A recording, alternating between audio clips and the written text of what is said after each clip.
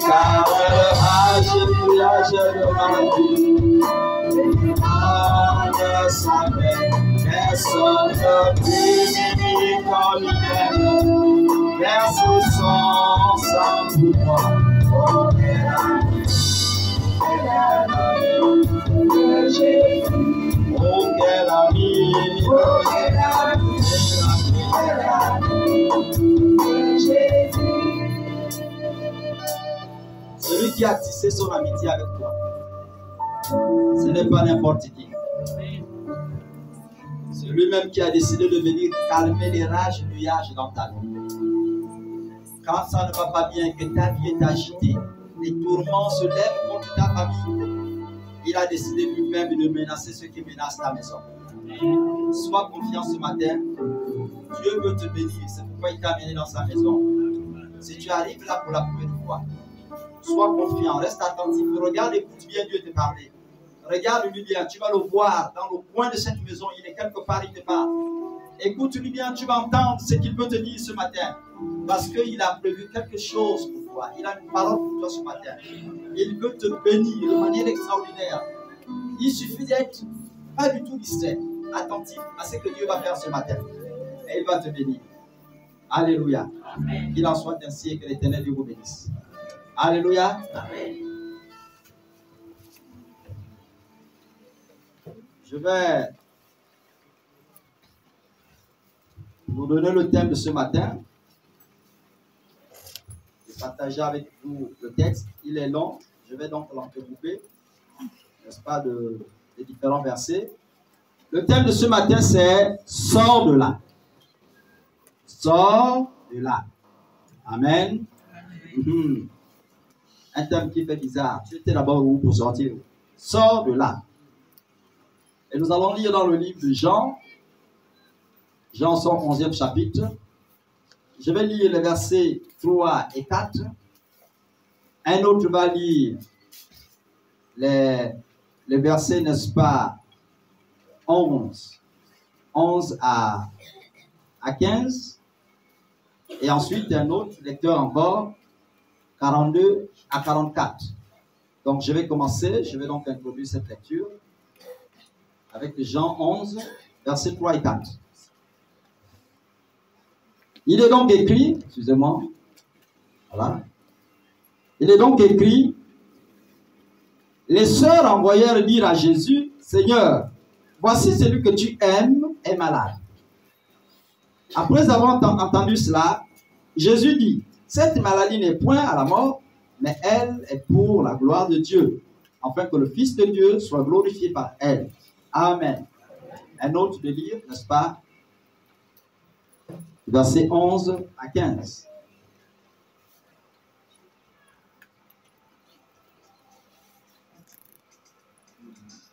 Versets 11 à 15. Oui. Après ces paroles, il leur dit, Lazare, notre ami, dort, mais je vais le réveiller. Les disciples disent, Seigneur, s'il dort, il sera guéri. Jésus avait parlé de sa mort, mais ils crurent qu'il parlait de l'assouplissement du sommeil. Alors Jésus leur dit ouvertement, Lazare est mort. Verset 15. Et à cause de vous, en fait que vous croyez, je me réjouis de ce que je n'étais pas là. Mais allons vers lui. Amen. Et quand vous lirez le verset 16, le 16 dit, c'est Thomas. C'est Thomas qui parle encore. Lui, il dit, sur quoi Thomas, appelé Didyme, dit aux autres disciples, allons aussi, afin de mourir avec lui. Alléluia. Lui dit aux autres, il dit, allons nous tous mourir avec Jean. Là où Jésus nous appelle là. Partons tous une bonne fois. On va mourir là-bas avec Jean. Le verset 42 et 43. 44.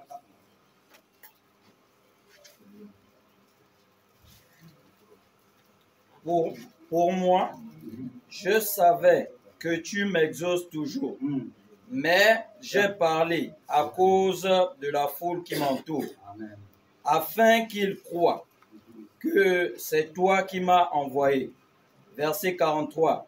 Ayant dit cela, il cria d'une voix forte, Lazare, sors. Verset 44. Et le mort sortit, les pieds et les mains liés de bandes, et le visage enveloppé d'un linge. Jésus leur dit, déliez-le et laissez-le aller. Amen. Amen. Amen, amen, amen. Voilà donc l'histoire d'un homme, c'est le témoignage d'un homme. Voilà donc le témoignage d'un homme. Celui-là même que la Bible va déclarer être aimé, être beaucoup aimé par Jésus, plus que certains, sinon plus que d'autres. Cet homme va donc tomber malade, alors que Jésus se trouve, n'est-ce pas, en voyage. Donc il est loin de cette famille. Jusqu'à ce que de la maladie arrive la mort. Et là, n'est-ce pas, Jésus va arriver en cet endroit. Et lorsque Jésus arrive à cet endroit, déjà avant qu'il n'arrive, il va donc annoncer, on vient déjà lui annoncer que Lazare est malade. Et là, il traîne parce qu'il doit faire le ministère, il doit exercer le ministère. Et quelques temps plus tard, l'Esprit le conduit, il dit, la maladie de Lazare là, il dit la maladie là, ce n'est point pour la mort, mais c'est pour rendre gloire à Dieu. Alléluia. Amen. Et lorsqu'ils avancent un peu plus loin, il va dire aux disciples, mon père m'a révélé que Lazare dort. Ah, mais s'il dort, Seigneur, ça veut dire que quand tu iras, on va simplement le guérir. Mais ça, c'est une bonne nouvelle, puisqu'il se repose. Il dit, mais attends, vous ne comprenez pas les symboles, je suis en train de vous dire que Lazare est mort. Oh, Seigneur, comment est-ce possible? Ils vont commencer par s'interroger. Et quand Lazare meurt, il va leur dire, maintenant il est temps que nous partons. Parce que c'est ce temps-là, c'est en ce moment-là que Dieu avait prévu rendre gloire. N'est-ce pas? Au cas de Lazare. Alléluia. Amen. Et devant la tombe, lorsque Jésus arrive et que les sœurs viennent se lamenter, viennent pleurer, mais si tu avais été là, Lazare ne serait pas mort. D'abord parce que nous savons que tu aimes Lazare. Et puis parce que nous savons qu'en toi, il y a un pouvoir de guérir, de sauver, que tu n'aurais pas permis à la maladie d'avoir raison de Lazare. Et Jésus va répondre à Marthe qui est arrivée. Il dit, ne t'ai-je pas dit que si tu crois, n'est-ce pas, tu verras la gloire de Dieu. Je suis moi-même la résurrection. Elle dit, oui, je sais qu'après la mort, selon les enseignements que nous avons reçus, je sais qu'après la mort, quand les derniers temps arriveront, il y aura la résurrection des morts. Il dit, non, ce n'est pas ce que je suis en train de te dire. Je suis en train de te dire qu'aujourd'hui même, Lazare va sortir du tombeau. Si tu crois seulement, tu verras la gloire de Dieu. Et là, elle commence par se taire. Elle dit, ah Seigneur, je sais que tu es capable de tout faire. Alléluia. Amen. Donc, un langage va commencer par se développer. Elle va venir dire à sa sœur Marie, des grandes sœurs, le maître est là. Et tu sais ce qu'il m'a dit? Il dit, Lazare va ressusciter. Marthe quitte la maison à toute vitesse. Voilà une femme qui était toute triste. Ça fait plus de 4 jours qu'elle est dans le deuil. Elle est là, elle ne sort pas, elle ne mange pas. Elle passe des mois difficiles. Et là, elle sort de la maison avec vitesse. Les Juifs qui étaient là vont commencer par s'interroger. Elle va où? Mais attrapez-la, sinon elle va se suicider. La nostalgie qu'elle a de son frère, là, ça ne va pas. Poursuivez-la. Et ils vont suivre la sœur. Jusque là où la sœur arrive, elle vient au pied de Jésus. Elle se jette à genoux. Maître, écoutez ce que celle a redit aussi. Elle dit la même chose. Quand vous lirez le passage, vous le verrez. Cette histoire, je l'ai déjà enseignée ici, je m'en souviens bien. Mais devant chaque réalité, Dieu nous donne un enseignement particulier. Et là, c'est quand je suis dans mes forêts que Dieu me donne cet enseignement, ce thème. Il dit, sors de là. Alléluia. Amen. Il dit, sors de là. Enseigne à mon peuple de sortir de là. Et de là, n'est-ce pas, elle vient, elle dit au maître, si tu avais été là, maître, Lazare ne serait pas mort. Elle rejoint exactement les propos de sa sœur avant elle. Si tu avais été là, notre frère Lazare ne serait pas mort. Parce qu'on sait qu'en toi, il y a quelque chose de particulier qui guérit. qui soigne les malades. On sait, tu es le meilleur médecin. On t'a vu intervenir dans beaucoup de cas. Et là, Jésus leur dit, ne vous en faites pas. Aujourd'hui même. Et il leur dit, où est-ce que vous l'avez mis? Est-ce que vous comprenez les termes? Jésus ne dit pas, allons-nous au tombeau. Mais il dit, où est-ce que vous l'avez mis? C'est-à-dire, la place même là où se trouve Lazare est où? Montrez-moi là où vous l'avez placé. Quand je venais habituellement, je trouve Lazare à la maison. Il fait telle chose. Il me donne telle chose. Il vient se coucher sur moi. Il vient me saluer. Il reste à mes côtés. Mais il est où désormais? Allez me montrer la nouvelle place que vous l'avez placée. Et là, on l'amène au tombeau. Et là, devant le tombeau, un autre obstacle est là. C'est la pierre. Il y a une grosse pierre. C'est dedans que vous avez placé Lazare. Oh oui. Il dit, roulez-moi la pierre. On roule la pierre. Et là, écoutez bien le langage de Jésus. Il dit, je ne te parle pas pour moi. Il n'est pas question de moi, Seigneur. Je ne doute pas un seul instant que tu m'as toujours exaucé. Mais comme tu avais prévu ce temps-là, pour que ceux qui sont là voient que c'est toi qui m'as envoyé, que ce que je fais là, je le fais pour toi et par toi, alors, Seigneur, montre-les qui tu es aujourd'hui. Lazare, sors! Et je me suis posé la question, Seigneur, pourquoi tu ne dis pas simplement, toi mort, ressuscite, prends vie? Il dit, Lazare, il dit, sors. En d'autres termes, si l'on prend la définition de sortir, dès qu'on te demande de sortir d'un endroit, ça veut dire, quitte l'endroit là où tu te trouves là. Si on te demande de quitter là où tu es là, c'est soit parce que ce n'est pas un bon endroit, c'est soit parce que ce n'est pas l'endroit dans lequel tu dois être. Donc, soit tu t'es trompé de lieu là où tu dois être, soit ce n'est pas ton endroit à toi. Et donc, il dit à Lazare, sors de là. Et la Bible déclare instantanément, sans plus entendre, Lazare va sortir avec les bandes au corps. Voilà, Lazare est là. Alléluia. L'extraterrestre. Il est là. Voilà, Lazare est présent. Bien aimé, beaucoup d'entre nous sont rentrés dans des choses et dans des places qui ne sont pas les leurs. Amen.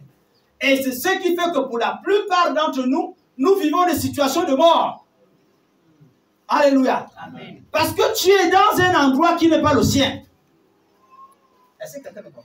Amen. Est-ce que Dieu parle à quelqu'un ce matin? Amen. Tu es dans une place qui n'est pas la tienne.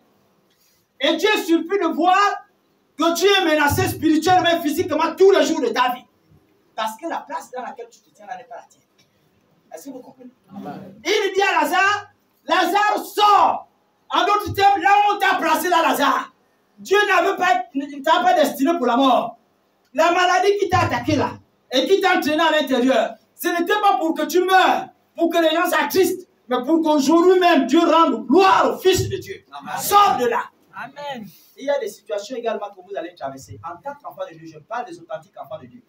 Pas parce que vous les traversez pour vous faire du mal, parce que Dieu peut vous faire du mal, mais parce que dans le plan de Dieu, il a prévu ces moments-là pour que vous montriez au monde combien de fois il est victorieux au-dessus de toutes choses. Amen. Ça, il faudrait que vous le sachiez. Chaque situation qu'un enfant de Dieu traverse n'est pas toujours une situation de malheur pour lui. Il faudrait que vous le compreniez, que vous l'acceptez spirituellement dans vos différentes vies. Si tu es authentique enfant de Dieu et que tu crains Dieu véritablement, toutes les situations que tu traverses ne sont pas pour ta mort, ce n'est pas pour ton malheur.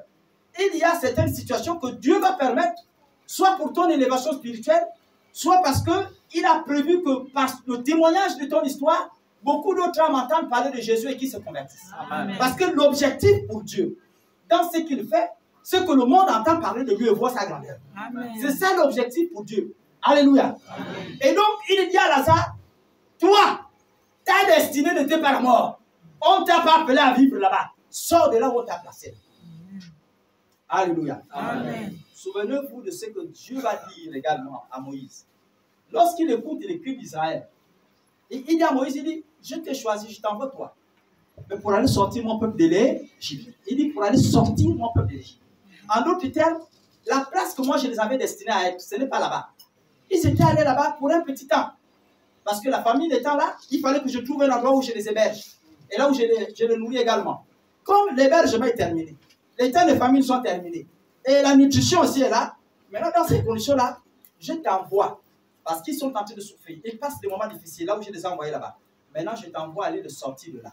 Écoutez, quand Dieu voit votre misère et que vous passez par des moments difficiles, vous qui êtes des enfants de Dieu, je parle aux authentiques enfants de Dieu. Quand Dieu voit votre misère, il prévoit toujours le plan de sortie.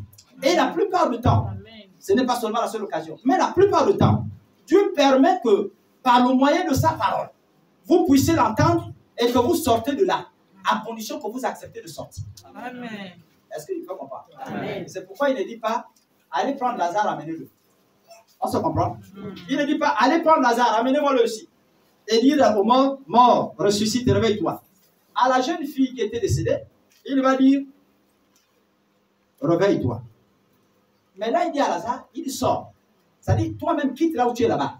Viens ici. Alléluia. Amen. Parce qu'il y a des situations où Dieu vous amènera vous-même à sortir de là. Il vous convoque par rapport à votre besoin, par rapport à votre misère, et il te dit, sors de là. Il te revient donc à toi qui a écouté la parole de Dieu par rapport au problème qu'il a touché, de pouvoir sortir à l'intérieur. Est-ce qu'on se comprend? Dieu parle à quelqu'un ce matin. Amen. Je voudrais vous dire, quand ça a sonné dans mon cœur, et alors que j'étais dans les forêts, je me suis dit, Seigneur, l'enseignement là, j'ai déjà transmis cette dispensation quelque part. Et à Potos, je me souviens, j'ai déjà parlé de ça. Il me dit, parlez-les de sortir. Parce que les enfants de Dieu, pour la plupart, non seulement les enfants de Dieu, mais même certains païens qui ne connaissent pas Christ, vous êtes entrés dans des milieux qui ne sont pas les vôtres. Et vous êtes surpris de voir que la mort tourne autour de vous. Ne soyez pas surpris. C'est vous-même qui avez décidé de rentrer à l'intérieur. Si tu es un père de famille et que tu as décidé désormais de boire le vin, de faire le vin de ton ami, c'est-à-dire ta maison, dès que tu prends le salaire, tu pars au bar. Tu laisses les 50 000 qu'on t'a payé là-bas à l'intérieur. Tu arrives à la maison, la famille gémit. Toi-même, tu as faim. Tu ne manges pas bien. Tu maigris. Tu te retrouves là. Le lendemain, tu refais la même chose. Aussi longtemps que tu écouteras la parole de Dieu ici. C'est-à-dire que lorsque Dieu te verra dans cette situation et qu'il vient intervenir, nous sommes nombreux dans cette église-là. Comment Dieu, ce matin-là, ne parle qu'au problème du vin?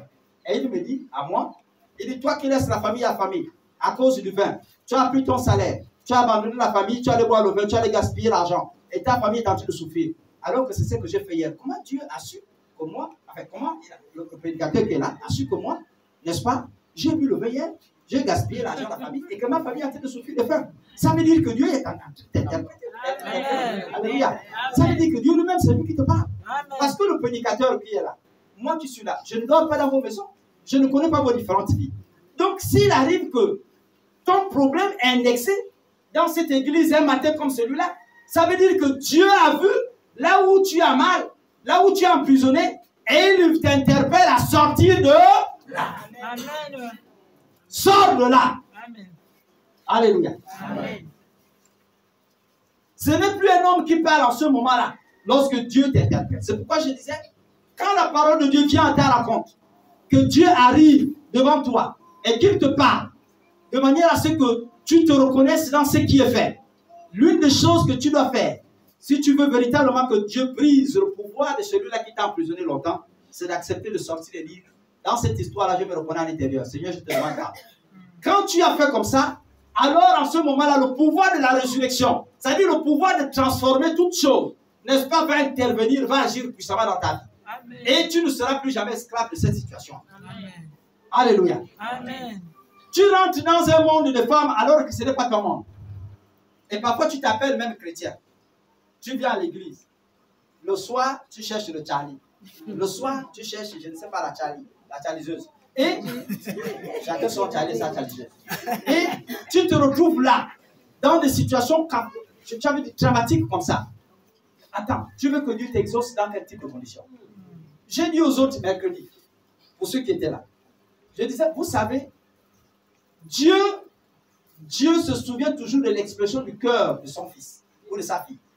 Quand l'enfant de Dieu gémit au plus profond de son cœur et que, à un moment donné, n'est-ce pas, tu pleures dans la présence de Dieu, tu sens le poids de la difficulté dans la présence de Dieu, Dieu finit par t'exaucer. Pourquoi? Parce que Dieu, je disais aux autres, Dieu se trouve être dans le secret. Est-ce que vous comprenez? Dieu est dans le secret de l'homme. Il est avec toi. C'est pourquoi Jésus dit, quand il vient ici, il dit, ne faites pas comme les autres qui prient en frappant la poitrine en plein monde. Quand vous voulez prier, rentrez dans votre chambre. Priez.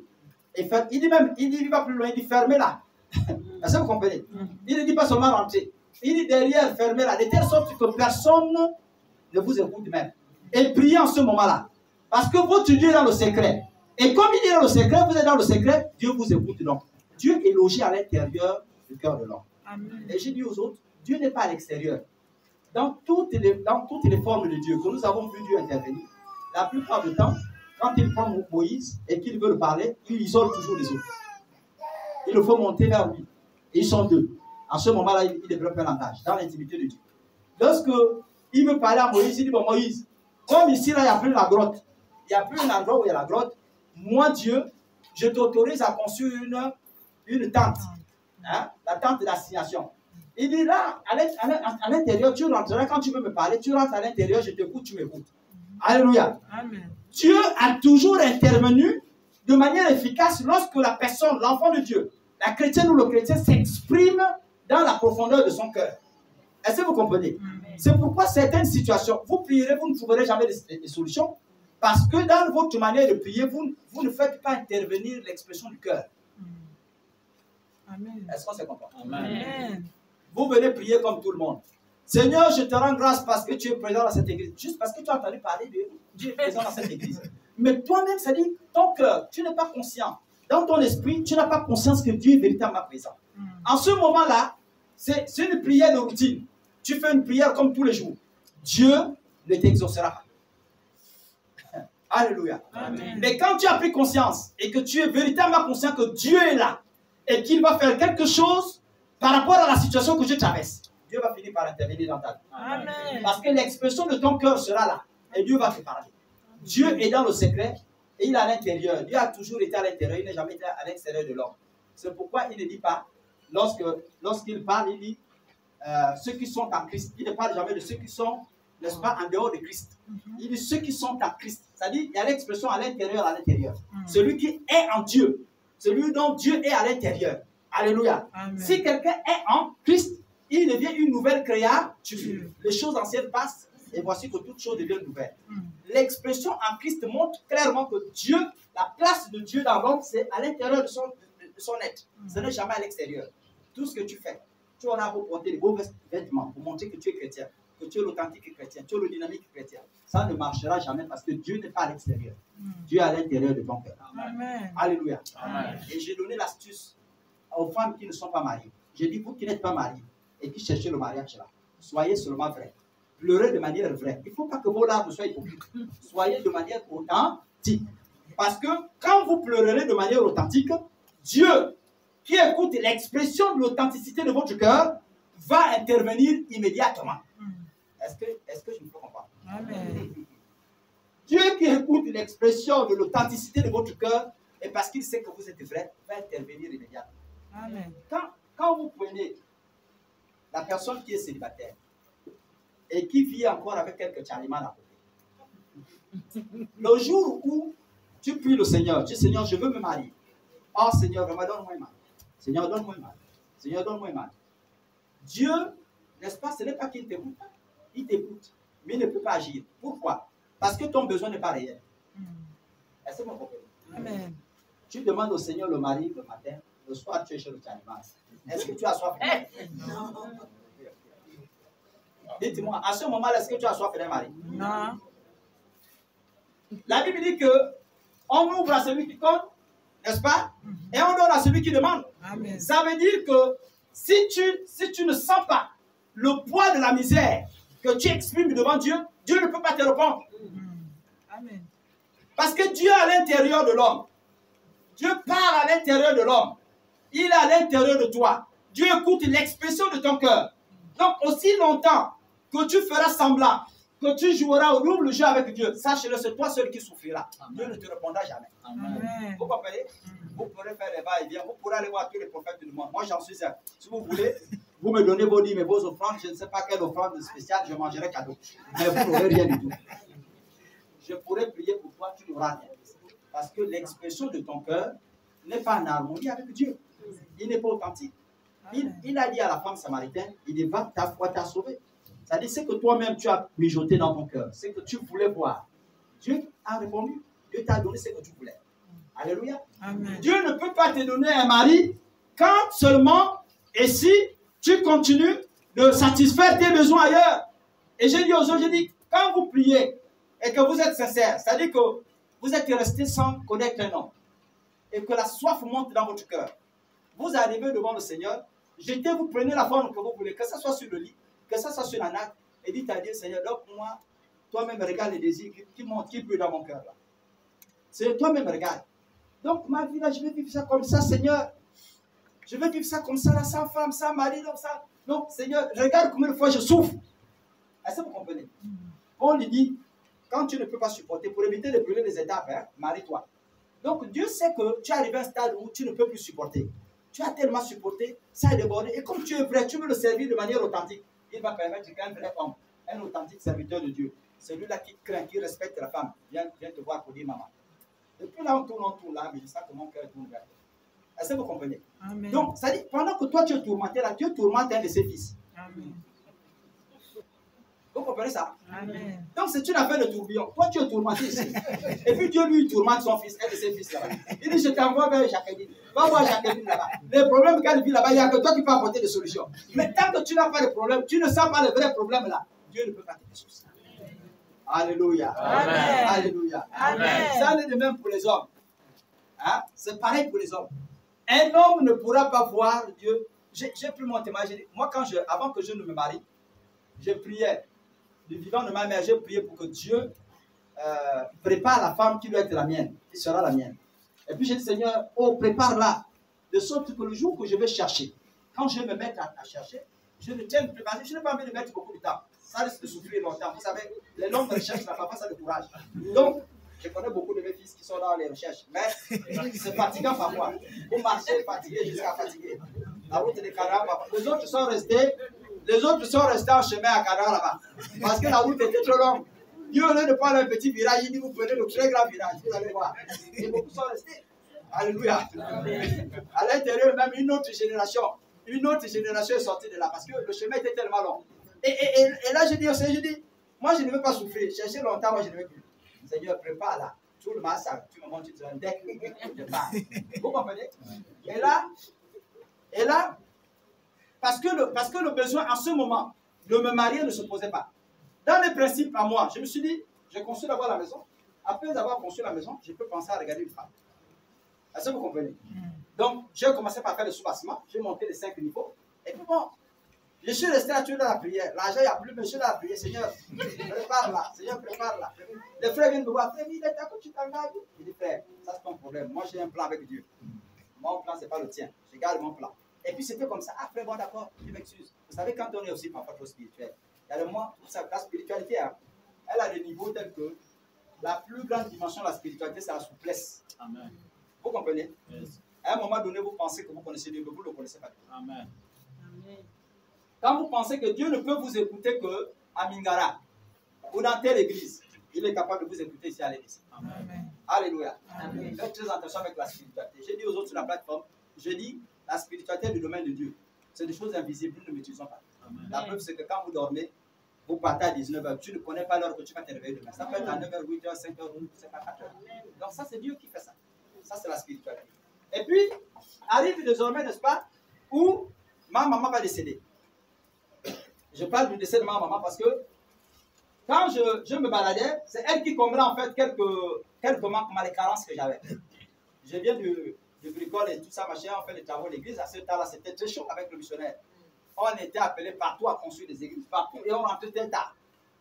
Parfois, on n'a pas assez de temps. Si vous partez de Yéné, vous devez le lendemain vous retrouver à Potos. Vous devez construire aussi à Potos ici. Mais vous avez encore 2-3 sacs de ciment qui sont restés à partir de 18h. Il faut les terminer jusqu'au moins 20h. On arrive là, on est fatigué, totalement mort. Et on arrive, c'est maman qui arrive souvent. Ah, tu as mangé? J'ai dit non, je n'ai pas mangé. Bon, mais il y a la nourriture là. Je chauffe la nourriture. Et là, à ce moment-là, je mange. Quand ce n'est pas ça, parfois je dors faim. Je suis allé travailler toute la journée dans ma njali. On a mangé là-bas le pain et les jus. Et puis je viens là, tu dors encore faim. C'était un peu traumatisant parfois.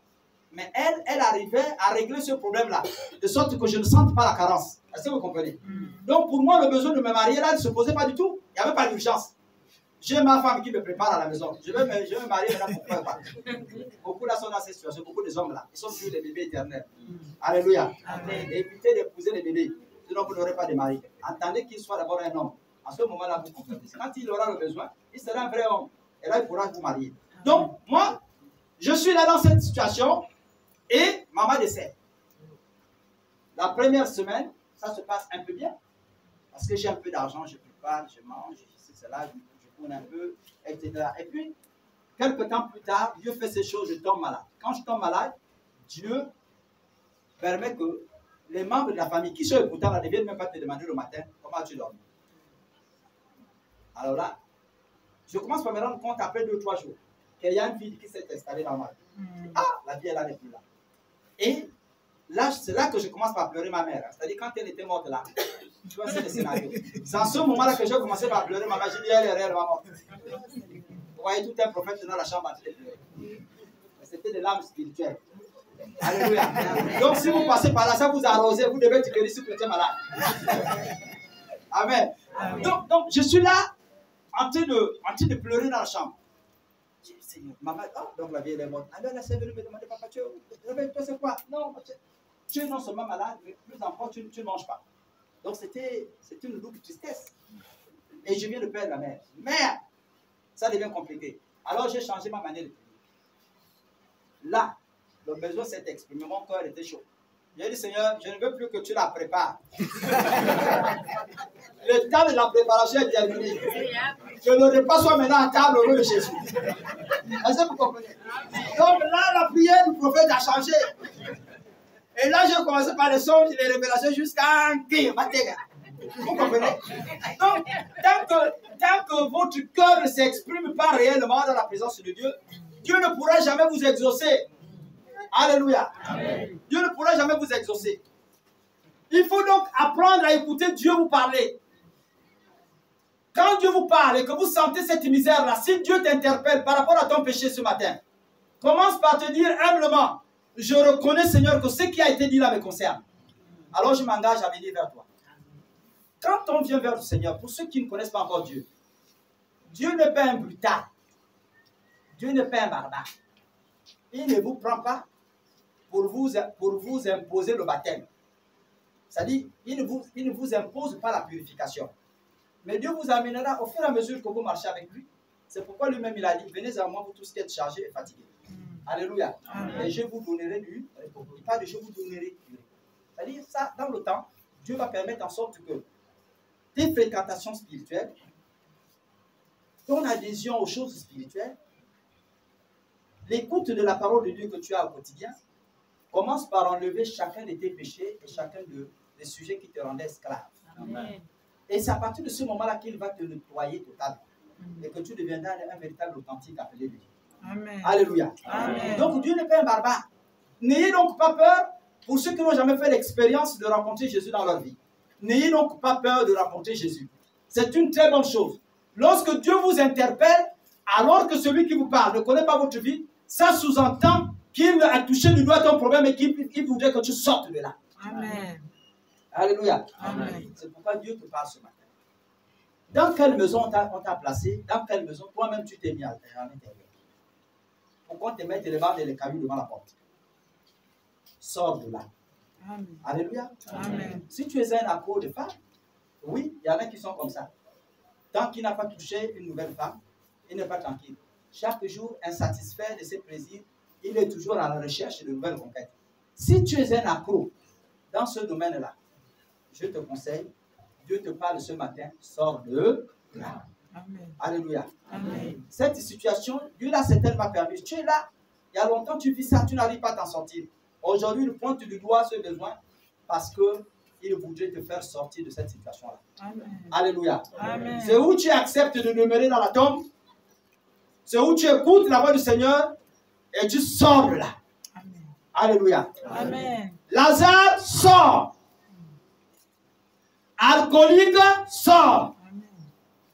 Alléluia. Amen. Toi qui es célibataire, sors de là. Amen. Toi qui es toi-même tu pleures que là j'ai tenté de passer. Et puis tu ne veux pas être sérieux et sérieuse avec le Seigneur. Toi tu entends quoi? Tu te retardes toi-même. Alléluia. Amen. Tu es en train de te retarder toi-même. Change ta manière de prier. Mais ta manière de prier là, tu ne peux changer ça que si tu sens toi-même le poids de ton besoin. Si tu fais semblant d'avoir les besoins, tu dis là, ah moi si j'ai faim alors que tu as mangé au restaurant, tu n'auras rien. Dieu va même permettre que là où tu as fait la faim, on te donne rien, même pas le jang là. Alléluia. Même les légumes amers, tu n'auras pas. Les feuilles de manioc qui traînent partout dans les maisons là, tu n'auras pas ça. Le poulet là, le jour là, il n'y aura pas ça. Parce que tu fais semblant d'être dans le besoin. Alléluia. Amen. Dieu nous interpelle ce matin. Les lieux dans lesquels nous sommes, ce ne sont pas les lieux dans lesquels Dieu a appelé ses enfants à être. Et la situation dans laquelle tu es passé et que tu es en train de traverser, Dieu ne veut pas que tu meurs dans cette situation. Amen. Il veut que tu rendes gloire au Dieu qui ressuscite par rapport à ton problème. Alléluia. Amen. Oui. Dieu n'a pas transformé la vie du célibataire aujourd'hui. Il n'a pas guéri le malade aujourd'hui. Il est capable de le faire encore. Il n'a pas donné du travail à ceux qui, n'est-ce pas, étaient chômeurs aujourd'hui. Dieu le fait encore. Amen. Alléluia. Amen. Accepte et écoute la voix de Dieu. Quand la parole de Dieu vient vers toi, toucher ton besoin, accepte et écoute-lui, sors de là. Plus tu t'entêtes, tu restes dans la situation, plus ton cas va s'empirer. Ça ne changera jamais. Vous comprenez ça? Parce que Dieu ne peut te sortir de là que quand toi-même tu as décidé de sortir, après avoir écouté sa voix, que tu sortes les pieds et les mains liés. Tu dis, Seigneur, j'accepte de sortir. C'est en ce moment-là qu'il va dire aux autres, il dit, commencez par le détacher des bandes que vous l'avez placé là. En d'autres termes, Dieu ne pourra briser le pouvoir de la malédiction dans ta vie, dans ta famille. Que si toi-même, après avoir écouté sa voix, tu acceptes, n'est-ce pas, de suivre les conseils qu'il te donne. Si tu n'acceptes pas ces principes-là, Dieu n'arrivera jamais à briser le pouvoir de la malédiction dans ta vie. Alléluia. Amen. Accepte de sortir de là. Dieu est capable de te transformer. Alléluia. Amen. Dieu est capable de te transformer. Le géant qui te descend depuis des décennies, celui qui te dérange depuis des années, il est capable d'être brisé par le pouvoir de Dieu. Amen. À condition que tu acceptes d'écouter sa voix et de sortir de là. Alléluia. Amen. Écouter, ça n'est une chose. Mais accepter encore, mettre la volonté de sortir après avoir écouté, c'est une autre chose. C'est deux choses différentes qui se complètent les unes après les autres. Il faut d'abord écouter et accepter. Donc, si tu n'écoutes pas, et il y en a qui viennent, tu arrives ici, tu es à l'église, et puis tu es dans la distraction du téléphone. Tu n'écoutes pas ce que se dit à l'église. Tu arrives là, on parle des choses spirituelles, les autres sont même dans la prière. Toi, tu es en train de penser à la plantation là, ma voiture là que j'ai laissée à tel endroit. En fait, le travail là, ce n'est pas le moment du travail. Tu es rentré dans la présence de Dieu pour que Dieu te parle ce matin. Amen. Il est temps que tu te concentres, que tu restes et que tu demeures dans la présence de Dieu, dans l'attitude de celui-là qui écoute. Aussi longtemps que tu vas écouter Dieu, Dieu va apporter une solution à ton problème. Et tu verras, dès que tu sors de là, que tu as compris que le problème là c'est le mien, et que tu sors de là, tu acceptes, Dieu va briser ça. Amen. Vous comprenez? Vous êtes là éternellement manœuvre. Tu es là dans une société. Ça ne change pas. Ça ne change pas. Alors que Dieu t'appelle à vivre l'excellence. La condition dans laquelle il t'a placé là, c'est-à-dire la condition dans laquelle tu es là, ce n'est pas pour que tu demeures là. Pour que tu montres au monde qui est là que ton Dieu est un Dieu de raté. Ton Dieu est le Dieu de l'excellence. C'est-à-dire qu'il prend ceux du CP1 pour faire des universitaires. Amen. Sans diplôme. C'est-à-dire ta mentalité, ta manière même de réfléchir et de faire les choses. Les gens seront surpris de t'écouter, même dans ton style de langage, comme si tu étais quelqu'un qui avait fini tous les diplômes du monde et que tu avais franchi toutes les universités. Je ne suis pas un grand universitaire, mais je ne me plains pas de mon vocabulaire, n'est-ce pas, linguistique. Parce que je sais que Dieu, c'est Dieu qui rend intelligent. Amen. Et il ne m'a pas appelé, c'est-à-dire il ne m'a pas appelé de CP1 pour que je vienne vous parler des histoires des médiocres. Vous comprenez? Il permet toujours que j'ai un vocabulaire qui est spécial et que je viens vous transmettre. Ça, c'est lui qui le fait. Je ne vais pas me glorifier pour ça. Mais je vous en parle pour vous dire que ce que vous m'écoutez parler là, ce n'est pas parce que j'étais à l'université ou parce que j'étais un grand collégien en terminale. Mais c'est parce que Dieu a permis que son intelligence en moi, n'est-ce pas, puisse rendre le témoignage. Et Amen. donc, il ne me permet pas d'être médiocre. Comment voulez-vous qu'un Dieu excellence me rende médiocre? Ça, c'est pas ça, ça passera comment? Alléluia. Amen. Chaque jour, il ajoute un nouveau mot à mon dictionnaire. Amen. C'est comme ça que vous trouvez les chaliseries et tout le reste. Mais ça fait partie de mon dictionnaire à moi. Vous trouverez ça. Mais dans mon dictionnaire, il n'y a pas vos mots du dictionnaire romain. Vous n'allez pas trouver ça là-bas à l'intérieur. Ça, c'est un dictionnaire spirituel. Vous ne trouverez pas ça là-bas. Alléluia. Amen. Acceptez d'écouter Dieu, marcher avec lui et Dieu vous bénit. Amen. Alléluia. Amen. Ça, c'est ce que je voulais vous faire connaître. Là où Dieu te trouve, bien aimé, dans les conditions de souffrance, dans les conditions de misère, cela démontre que ce n'est pas la place que Dieu t'a mis. Vous comprenez? Si Dieu te trouve dans des conditions où tu es en train de souffrir, c'est-à-dire, un frère en Christ passe par là, et tu es à la maison, tu ne connais pas le Seigneur, et puis il arrive là, tu es en train de souffrir, tu es allé voir le médecin, ça n'a pas marché. Tu es allé voir jusqu'au Ganda, tu as consulté le prophète, les conditions n'ont pas marché. Et puis de là, tu es tellement fatigué que les conditions sont difficiles pour toi. À un niveau, tu veux te laisser emporter. Tu veux te laisser emporter par la difficulté. Et là, un serviteur de Dieu, ou même un de tes enfants, ou une de tes filles arrive là te dire, papa, moi je crois que Dieu ne t'a pas encore abandonné. Est-ce que vous comprenez ça? Ça, c'est quelle histoire ça? L'enfant là, comment il a su, comment je suis en train de gémir dans mon cœur ici là? Et il te dit, papa, je crois que Dieu ne t'a pas encore abandonné. La situation que nous sommes en train de vivre là, Dieu va nous bénir un jour. Ça va aller. Seigneur, en ce moment-là, si tu considères cette parole de Dieu là, là où Dieu t'a trouvé là, dans la condition qu'il t'a trouvé là, il va te guérir. Est-ce que vous comprenez?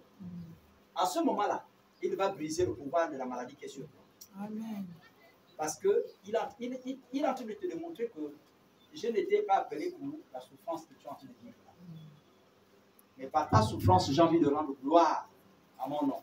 De sorte que le monde voit que c'est moi qui t'ai appelé. Fais briller le nom de Jésus.